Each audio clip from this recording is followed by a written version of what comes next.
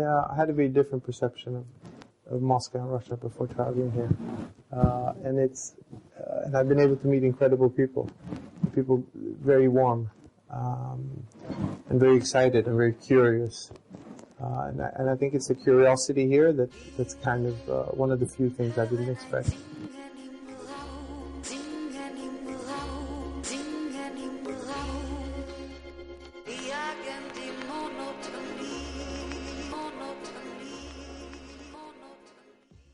You know, the thing is this: when you do extreme fragrances creatively, when you're not trying to please everybody, you get people that love it and you get people that hate it, and it's kind of the way I've chosen to build a brand from a creative perspective.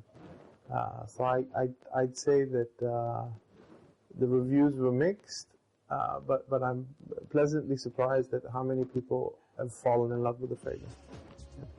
I think Mink is our 12th launch, and it's actually a collaborative effort with two friends based in Paris who brought me an idea about a fragrance and a feeling more.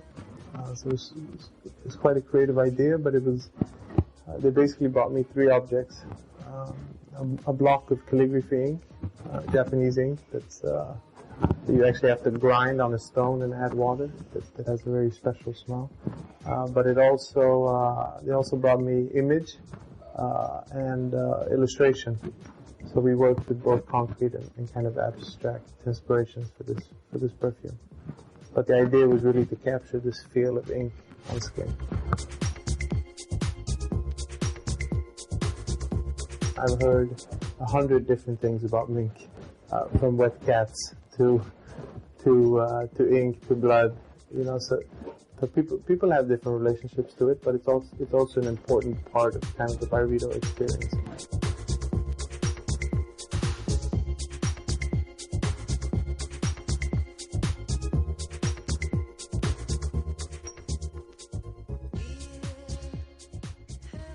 When I started, I had no experience in perfume, so it was quite hard. And I had to find different tools in terms of communication, especially for the perfumer. And pictures and images became one part of it. You know, poetry was another. I used objects that smelled, objects that didn't.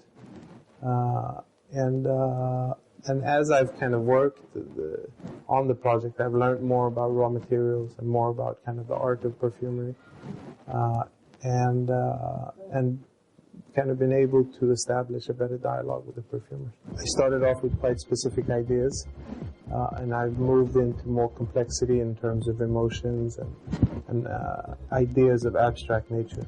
So even though I'm getting better, I'm trying to challenge myself.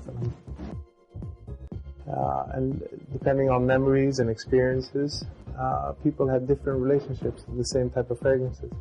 And then you add the fact that fragrance works different on different people's skins, and it's really people build very personal relationships and ideas around fragrance.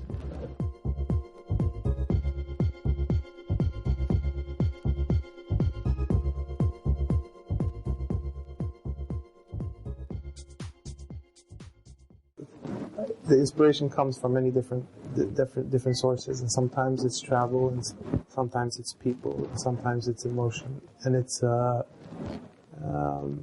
very spontaneous, and we seldom sit down and say, okay, let's be inspired, or let's, you know, and it's trips like this to Moscow, you know, you get culture, and you meet people that think in a different way, that are brought up in a different way, and these things influence me quite a bit.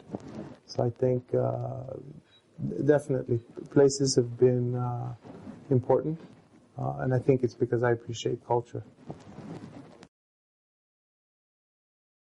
Plans. I'm always, I think I have a million ideas that I haven't created yet. So that's an ongoing process.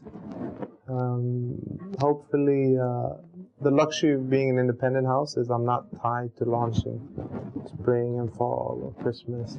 So I work on projects, and when they're finished, when I feel they're finished, we launch them.